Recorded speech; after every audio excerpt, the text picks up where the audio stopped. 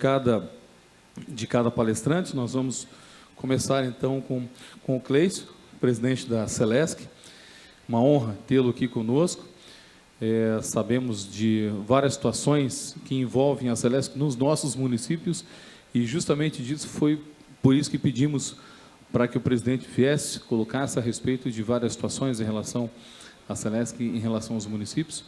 Temos a honra, então, de ter, o presidente tem 20 minutos para as suas considerações e a palestra que ele vai falar é justamente regulação da ANEEL e requisitos para a ligação de energia elétrica.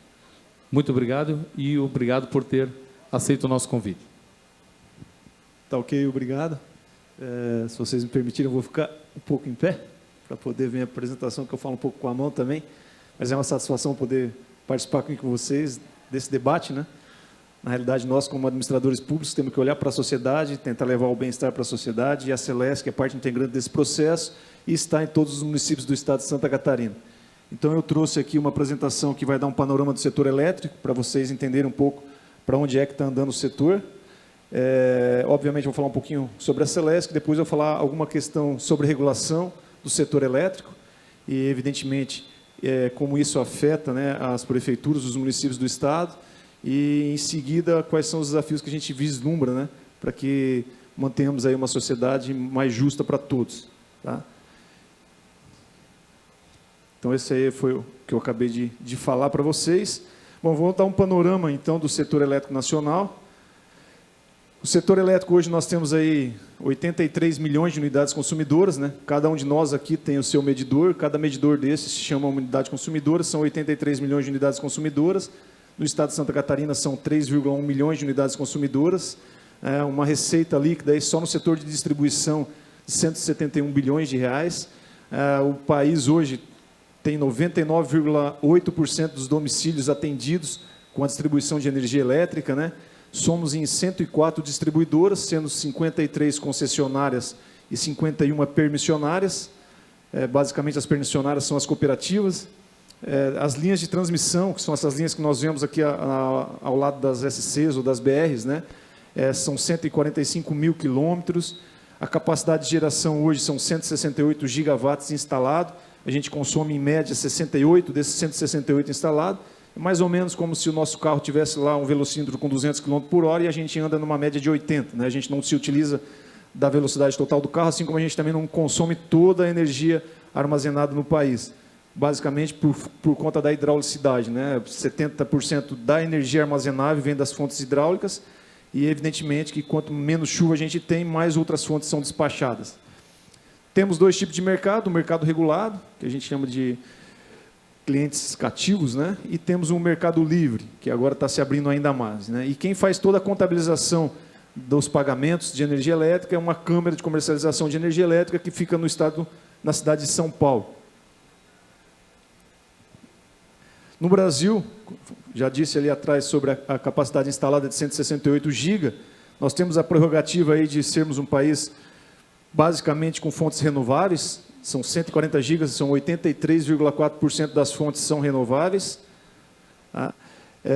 Temos um crescimento aí na última década da energia eólica muito grande, principalmente no Nordeste. Lá é onde está a maior capacidade de geração de energia eólica do país.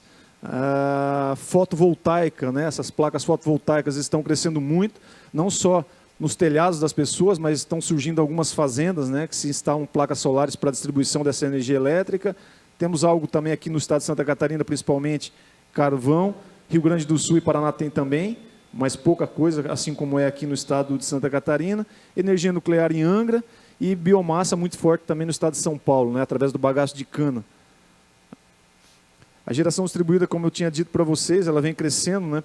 Então, hoje é 0,8% apenas, né, do parque gerador, mas a expectativa é que se tenha um crescimento forte nos próximos anos. Eu acho que eu tenho uma lâmina que eu falo mais para frente. E o setor de distribuição de energia elétrica, as empresas entre as concessionárias e as permissionárias, nós somos em 104 empresas de distribuição. Né? E nesse segmento predomina a participação privada, ao contrário do que ocorre aqui em Santa Catarina, que é uma empresa estatal. A grande maioria das empresas são de capital privado. Né? Das 104, nós ainda temos 6 que são estatais. Dessas 6, todas, obviamente, a 104 tem um contrato de concessão com a ANEEL, que a gente precisa atender alguns requisitos físicos, como duração da interrupção, a frequência da interrupção, assim como o equilíbrio econômico e financeiro da empresa.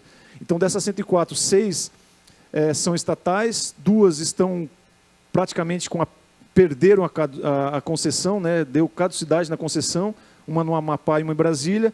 A C3E no Rio Grande do Sul, o governo do estado já anunciou a privatização, inclusive já passou pela Assembleia Legislativa, e a CEMIG, o governo do estado também já anunciou, ou seja, Santa Catarina e o Paraná têm que fazer um esforço dobrado para competir com essas empresas, porque além da legislação vigente em todo o setor, no caso das estatais, a gente tem a 13303 e os órgãos de controle, o Ministério Público, o Tribunal de Contas, enfim, que também faz com que a gente tenha uma velocidade menor do que as empresas privadas. Aqui é só dando um percentual, né? Nós temos aí mais de 75% de capital privado e 26% ainda são estatais. Desses 26%, provavelmente aí 16% mais ou menos por cento deve estar sendo privatizado também, que são essas que eu acabei de citar para vocês agora há pouco. A Celesc, eu estou falando basicamente de distribuição, mas a Celesc também atua no ramo de transmissão. A gente tem uma linha de transmissão que vai de Blumenau a Campos Novos. Temos aqui no sul do estado, né, na realidade saindo de Biguaçu, indo a Siderópolis e subindo a Campos Novos, 5 linhas de transmissão sendo construídas, 3 de 525, 2 de 525, 3 de 525 e 2 de 230. É 1,2 bilhão que está sendo investido, né, no estado de Santa Catarina, em parceria com uma outra concessionária que fica em São Paulo e no Espírito Santo, a EDP. Temos usinas hidrelétricas, basicamente PCHs aqui no estado, são 12, além de algumas outras CGHs e participações em outras PCHs. Então, como eu disse, é uma empresa de economia mista, são 3.380 empregados próprios, mais 2.100 terceiros. Atuamos aí em todo o estado de Santa Catarina de forma direta ou indireta, mas diretamente atendendo 264 municípios. Somos a 7ª maior consumo de energia elétrica do país, o estado, isso é bem importante dizer, porque nós somos apenas 1% do território nacional, mas somos aí o 6º, 7º PIB, né, do país. E a concessão ela foi prorrogada até julho de 45, ou seja, todo ano a gente é fiscalizado pela ANEEL para saber se nós estamos atendendo o contrato de concessão e, eventualmente, se a gente não atender alguns dos requisitos que lá estão estabelecidos no contrato, podemos ter a perda da concessão da empresa. Aqui, só para vocês terem uma noção, né, esse indicador DEC, que é esse último aqui da esquerda, esse aqui da direita, na realidade, isso aqui é o que mais a população fica atenta, né? Que é quando interrompe o fornecimento de energia elétrica por algum motivo. Né? 25% das interrupções de energia elétrica são provenientes de vegetação na rede. Ou seja, quando algum temporal, algum vendaval, a vegetação encosta na rede e ela se desliga automaticamente. A partir dessa diretoria, a nossa orientação é que todos os novos projetos não sejam feitos com cabos protegidos. Esses cabos protegidos compactos eles vão dar uma maior confiabilidade no sistema. Mas, obviamente, com 175 mil quilômetros de rede, isso não vai acontecer de uma semana para outra. Né? Isso tem que ser perene ao longo das próximas gestões também. Então, nós tínhamos lá no passado, lá nos anos 80, 37 horas de interrupção por ano, em média. Obviamente que nos grandes centros a gente tem um número de interrupção menor, que representa mais aqui esse caso, do que nas áreas rurais, né? E hoje nós temos aí uma interrupção de 10 horas em média por ano. Tá? Claro que lá nos anos 80 a gente tinha uma geladeira em casa e um televisor. Hoje a gente tem tudo elétrico, né? Desde a micro-ondas, para aquecer a água, para carregar o celular. E claro que isso faz com que a população sinta mais a falta de energia elétrica ou a interrupção do que sentia nos anos 80, obrigando as concessionárias a fazerem novos investimentos, a modernizar a rede, para que atenda à demanda da sociedade. Porque quem consome energia elétrica é a sociedade. E aí vem uma pergunta, né? Isso tudo é suficiente? Né? E aí a gente mostra que não, porque o mundo, né? E assim como a tecnologia também no setor elétrico está em transformação. Aqui apenas uma foto para mostrar para vocês a posse do Papa, 2005, do Papa Bento, todo mundo vendo a posse do Papa, e 10 anos após, né, em 2013, todo mundo com um tablet e um celular na mão. Ou seja, a transformação ela está acontecendo numa velocidade muito grande. E ela é uma transformação, ela não é uma mudança, porque uma mudança tu pode ir para um lado e voltar para o outro. Uma transformação não, depois que se transforma você não tem como mais voltar atrás. Né? E hoje, todos nós andamos com o celular no bolso, e quando esquecemos o celular em casa, a gente acha que está faltando algum pedaço do corpo. Né? Então isso é uma transformação. E assim como vai acontecer no setor elétrico, está acontecendo, eu trouxe outros exemplos, né? Vamos pegar o Uber aqui, que é o mais clássico deles. Há 10 anos atrás, a gente ia para um grande centro, para uma cidade, pegava um táxi, ficávamos pensando, né, qual é o trajeto que esse motorista vai fazer. A gente já mapeava antes o trajeto para não ser enganado, porque o taxista podia fazer uma volta maior para ganhar mais em cima da gente. Hoje, qualquer um de nós com o aplicativo na mão sabe exatamente o melhor trajeto que vai acontecer, né? Então, isso é uma transformação. Assim, obviamente, nós tiramos tudo que tínhamos de eletrodomésticos, câmera fotográfica, as máquinas, tudo hoje está dentro do nosso bolso, através de um celular, né? E o setor elétrico também não é diferente, né? A sociedade escolheu a energia renovável, apesar do país ter uma forte matriz renovável, se caminha para que isso se torne ainda mais forte, com fontes eólicas e fontes solares, né? E essa motivação, seja ambiental e agora econômica, vai trazer novas tecnologias, a gente vai ter que achar novos mecanismos de equilibrar esse mercado para não jogar fora o que está aí. Então vai ter uma transição e essa transição tem que ser segura, né?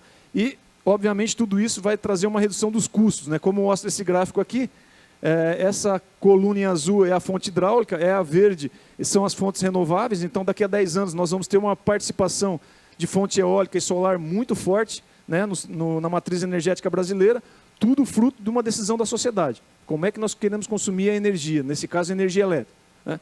Eu vou dar um exemplo, a minha filha, por exemplo, às vezes eu vou de carro elétrico levá-la para o colégio e às vezes eu vou de carro a combustão. Quando eu vou de carro elétrico, ela fica toda animada, né? Ela tem 8 anos. Quando eu vou com carro a combustão, ela já pergunta para mim por que eu não estou indo com carro elétrico. Então, isso é uma mudança da sociedade, que vem acontecendo com as crianças e nas escolas também. Então, no futuro, na realidade já está acontecendo, nós vamos ter o que nós chamamos de prosumidor. Ou seja, nós vamos ter a nossa energia elétrica gerada através de fontes fotovoltaicas, vamos ter a possibilidade de termos baterias, né, dentro de casa, para que a gente consuma essa bateria, a energia dessa bateria à noite, e durante o dia a gente gere energia elétrica através de fontes, nesse caso fotovoltaicas. E o elétron, que só ia da rede para a casa do consumidor, agora ele começa a ir e voltar. Então, o consumidor, além de consumir, ele vai produzir. Por isso surge a figura do prosumidor. E isso vai acontecer, já está acontecendo muito forte em alguns países. No Brasil, isso está acontecendo, obviamente, numa menor escala, mas está acontecendo, né? E tem uma discussão muito forte na ANEEL com quem é que vai ficar esse custo. Porque, na realidade, quando a pessoa coloca a placa solar em casa, ela deixa de pagar o fio da energia elétrica.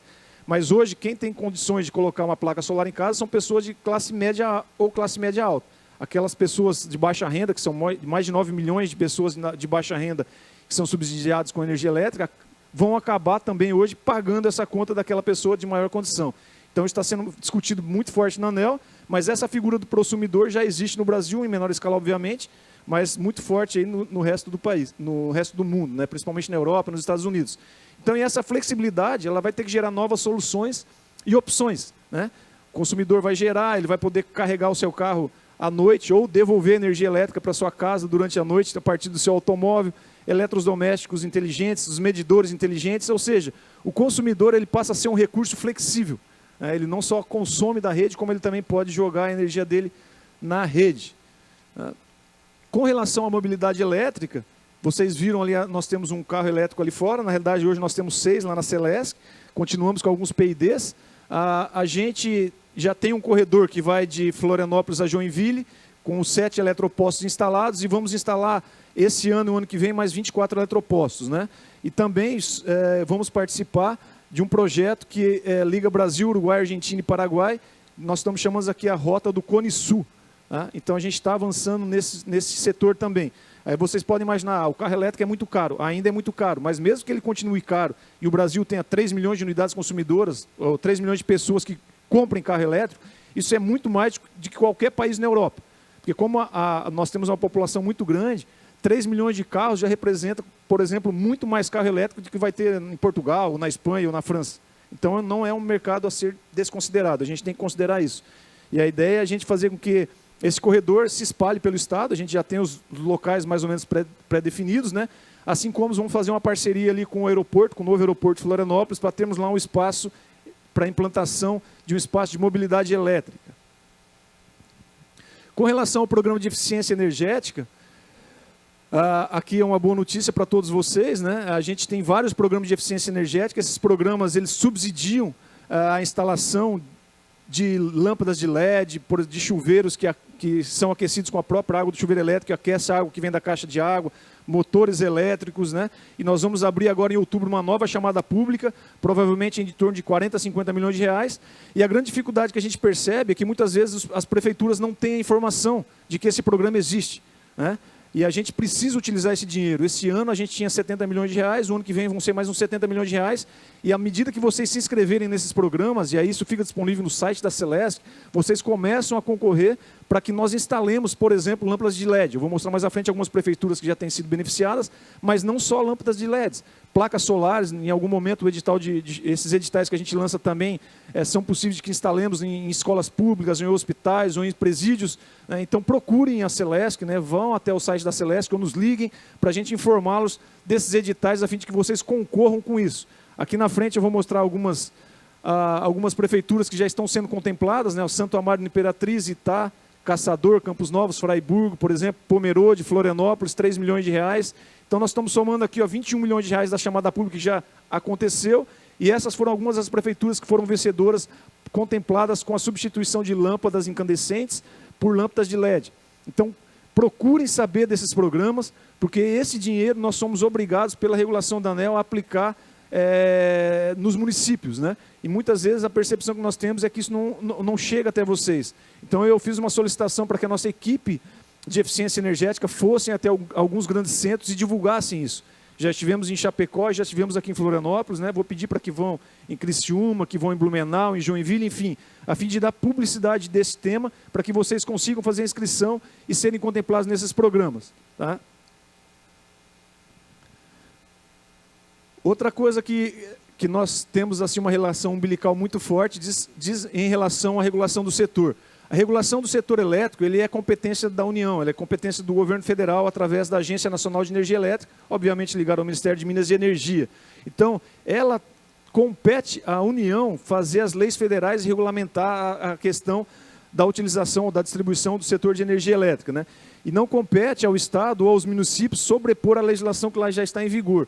Então, quando acontece da gente ter alguma legislação, seja estadual ou municipal, que conflita com a legislação federal, isso faz com que a gente tenha um conflito no momento de disponibilizar a energia elétrica ao consumidor final. E, obviamente, quem perde com tudo isso é a sociedade, porque muitas vezes a gente não consegue fazer uma ligação por uma legislação municipal ou estadual que está conflitando com a legislação federal. Eu vou mostrar mais adiante alguma lâmina aqui, alguns exemplos, né? Esse projeto de lei 2018, por exemplo, proíbe o corte, fornecimento de água, energia elétrica, cestas, né? A moção legislativa, né? Aqui essa outra de 2014, proíbe a concessionária de efetuar o corte, fornecimento da unidade consumidora habitada por doente. Essa aqui de 2013, né? Então são legislações que elas começam a competir com as legislações federais e, obviamente, isso prejudica toda a sociedade. Então, qual é o ideal? A gente sentar, conversar, seja através da FECAM, seja através de outras entidades aí que representam os municípios, para a gente entender o problema, para nós construirmos juntos a solução.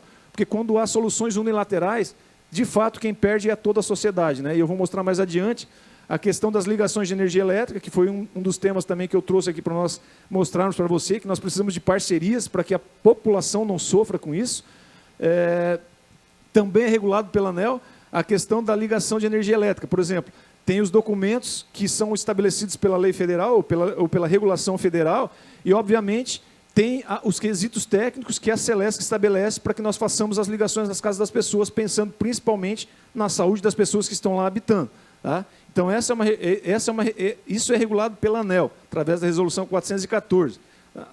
E o que acontece muitas vezes por exemplo, nesse caso, e esse caso é um caso prático, é um problema social, né? Acontece que a pessoa vai lá, constrói a sua casa, chega na Celesc para pedir uma ligação de energia elétrica. E aí nós exigimos aquilo que é exigido pela ANEEL. Aí ele tem aquela documentação da ANEEL. Só que, eventualmente, a prefeitura exige mais. Exige um alvará de construção, exige um habite-se. E, obviamente, a pessoa, em não tendo isso, a gente não pode fazer a ligação. Aí o que acontece, até coloquei uma foto aqui, né? A pessoa vai fazer um gato. E sem dúvida alguma, porque ninguém vai ficar sem energia elétrica. Então, quando a pessoa faz um gato, isso prejudica todo mundo. Primeiro, prejudica a arrecadação da Celesc, prejudica o repasse dessa arrecadação, seja em ICMS, PIS e COFINS, que vai voltar para os municípios também, prejudica as pessoas que estão ligadas regularmente, porque a gente não consegue identificar quem são essas pessoas que estão fazendo gato, né? E aí sobrecarrega aquela rede, então a gente não consegue identificar de onde vem aquela sobrecarga, e as pessoas que estão ligadas regularizadas, elas acabam sofrendo com a falta de energia elétrica, com a sobrecarga na rede, com a variação de tensão na rede, por conta dessas ligações clandestinas, né? Um fato bem típico aconteceu aqui em Coqueiros no começo desse ano, uma casa, um estabelecimento, um restaurante, onde pegou fogo num transformador naquela rua. Esse transformador estava em sobrecarga, caiu sobre um carro, pegou fogo no veículo. E aquele estabelecimento estava com um gato, né? Então, isso, só para ilustrar para vocês, eu acho que vocês devem ter visto esse noticiário ali no final de janeiro, se eu não me engano, né? Fazendo com que todos os cidadãos daquela região ali, que estavam regularizados, também sofressem a consequência de uma pessoa que fez o gato. Mais uma vez aqui, o que a gente pede é uma parceria, a busca de uma solução conjunta. Porque quando há esse tipo de instrumento, ou quando há o gato, todos nós perdemos, não só a Celesc, como a comunidade, né? Bom, e aí, por fim, esse é o desafio, né? Promover o bem-estar social. Nós, como administradores públicos, vocês, como os prefeitos ou como servidores públicos, a Celesc, enquanto empresa de capital de economia mista, onde o governo do Estado detém a maioria das ações ordinárias, tem a responsabilidade de tentar achar uma equação que leve o bem-estar social. Então, fica aqui a nossa solicitação de que conversemos a fim de que encontremos soluções comuns que atendam à população. Tá ok? Então, eu agradeço a atenção de todos e era isso.